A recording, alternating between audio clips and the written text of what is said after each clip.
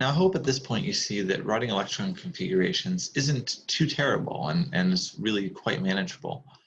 But even chemists who are very familiar with writing electron configurations still sometimes prefer it to be a little more condensed.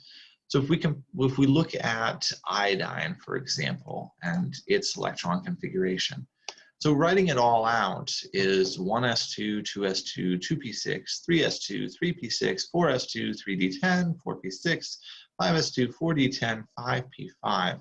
It's quite a mouthful and takes up a decent amount of space, and it'd be really nice to be able to condense this in some way.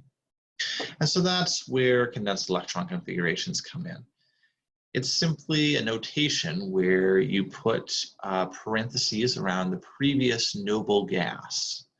So as you're going across the periodic table, you would, if you have an element, you would put parentheses around the previous noble gas, and then after it, you would write the remaining electrons. What do I mean by that? Well, let's take krypton here, for example. It's a noble gas, and its electron configuration is 1s2, 2s2, 2p6, 3s2, 3p6, 4s2, 3d10, 4p6.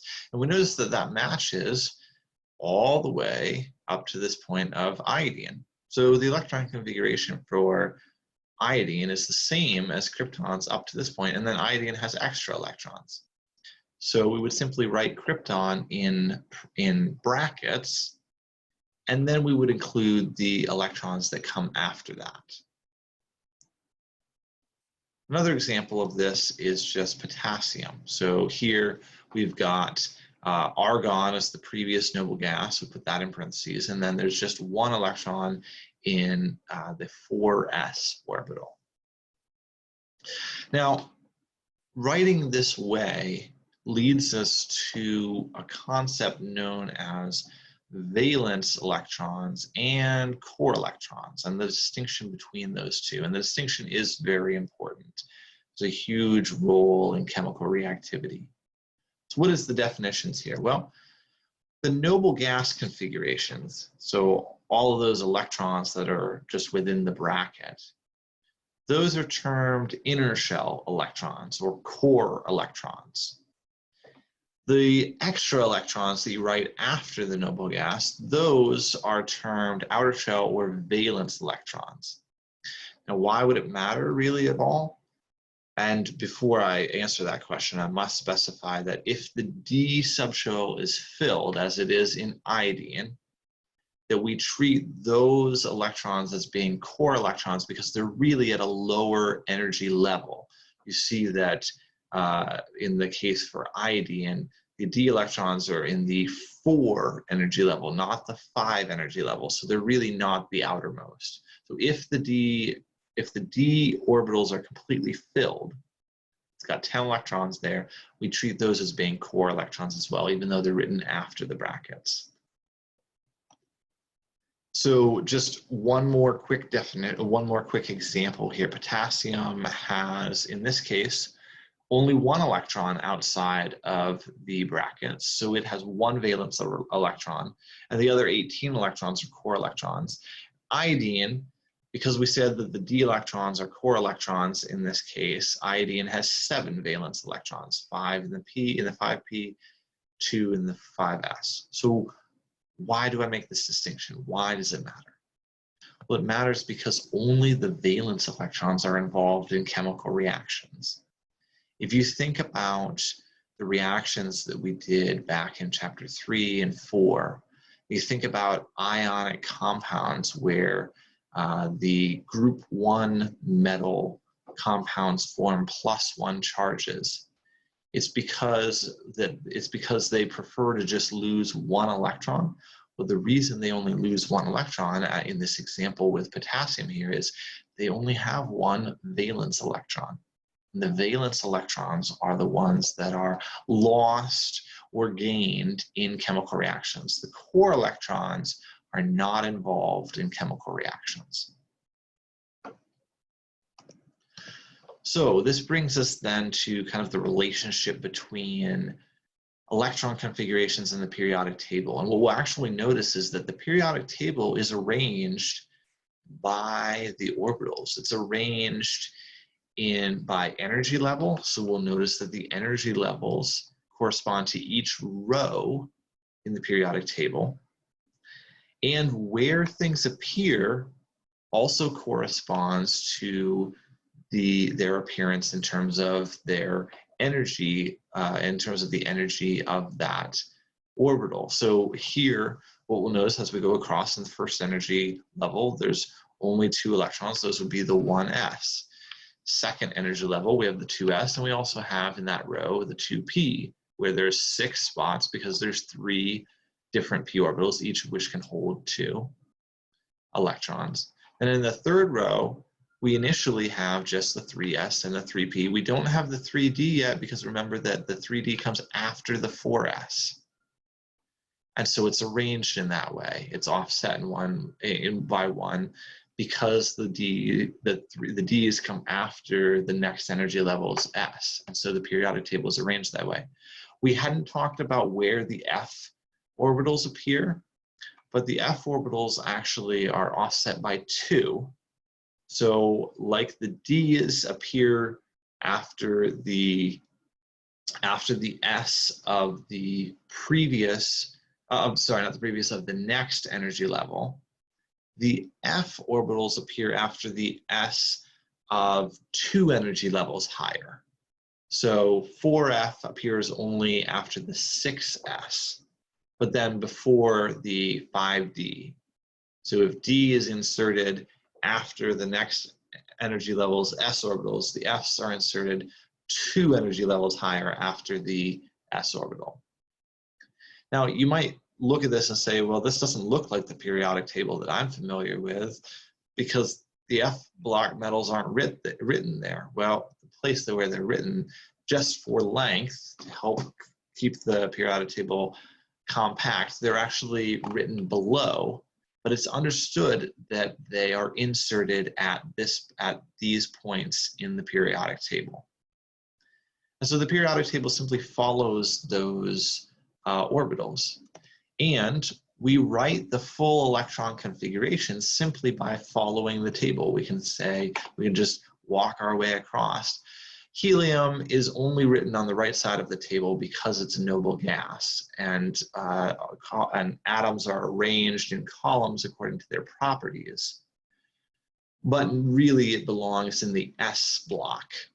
So we can refer to each of these sections of the periodic table as being the S block or the D block or P block or F block. So an example, if I wanted to write the condensed electron configuration now, I can simply choose an electron or choose an atom. Let's say selenium here is what I'm writing the electron configuration for. Immediately you can tell that the last electrons to be written in the electron configuration are going to be in the P block. So the very last thing to come in the electron configuration will be the P electrons. We can write the previous noble gas in brackets and then just walk our way across to selenium, adding 1 electron each time. So here we have 2 S electrons, then 10 D electrons, and then finally 4 P electrons. And that's a very simple way of writing the condensed electron configurations. One additional example that includes the F block metals here is bismuth. So again, we would write xenon as the noble gas in brackets, and perhaps it will be helpful if I write this out. So xenon in brackets, and then I simply walk my way across, remembering that the F block is inserted into the after the S block at that point at the bottom 2 rows of the periodic table. So it would be xenon and then 6s2 and then 4f14, 5d10, and finally 6p3. And that would be the condensed electron configuration for bismuth. And the same process applies to nearly all of the atoms in the periodic table.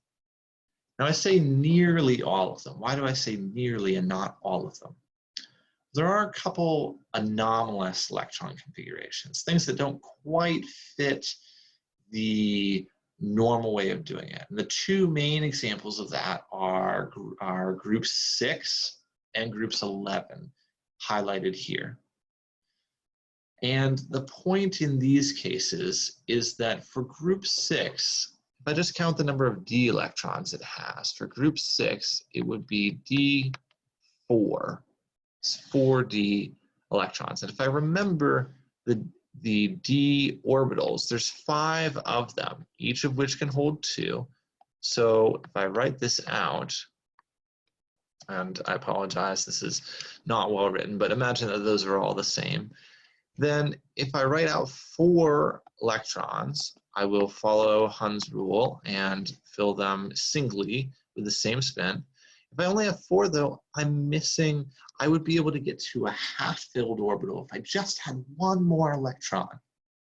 And it turns out that orbital shells or subshells that are half-filled are more stable. It's more stable to, certainly it's the most stable to be completely filled, but being half-filled is generally more stable than not being half-filled, having kind of an uneven distribution of the electrons. So here for group 6, what it will actually do is, because the s orbital and the d orbital are so close in energy, it will actually steal an electron from the s orbital so that it can half-fill the d orbital, and then it also leaves the s orbital as half-filled as well, so that's moderately okay. The same thing occurs in the group 11 cases. So here, we're not d4, we're d9 now. We're 1 electron shy from filling up the d orbital, so that would look in this example like this. We've paired up almost all of them. We're 1 electron away from being a completely filled d subshell. So the elements in group 11 will steal an electron from the s orbital because it's so close in energy to fill the d orbital completely. So what does this look like practically? Let's do a couple examples. Well, chromium is a group 6 metal. It's right here at the top, Cr. And so its electron configuration, rather than being argon 4s2 3d4, it steals one of those electrons from the s, puts it over into the d to make the d half-filled, and then you're left with 4s1 3d5. Copper, likewise, this is a group 11 metal, here also in the top column. And it would be, rather than argon 4s2 3d9, it instead adopts the argon 4s1 3d10 so that it can completely fill the d subshell. And then we would consider those d electrons to be core electrons. So let's do a couple problems of this then. Write the condensed electron configuration for arsenic and determine how many valence electrons it has. And then also, how many unpaired electrons does iron have in its normal electron configuration? Well, we'll look and see where arsenic is in the periodic table. And we'll see that it's in group 15. It's element 33.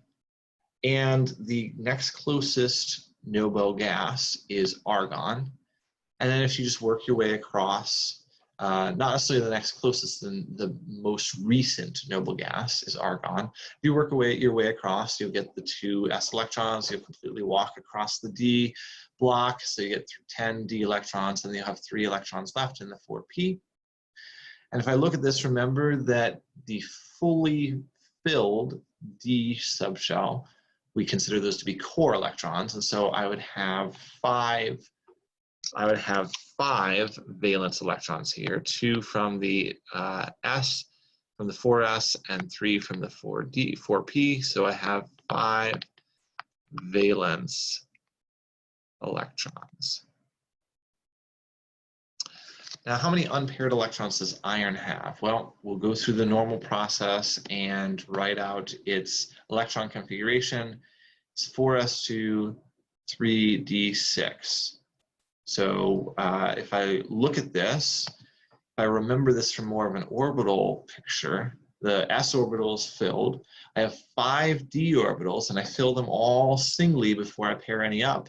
I have 6 electrons, so I do have to pair one of them up. That leaves me then with 4 unpaired electrons in iron's normal electron configuration.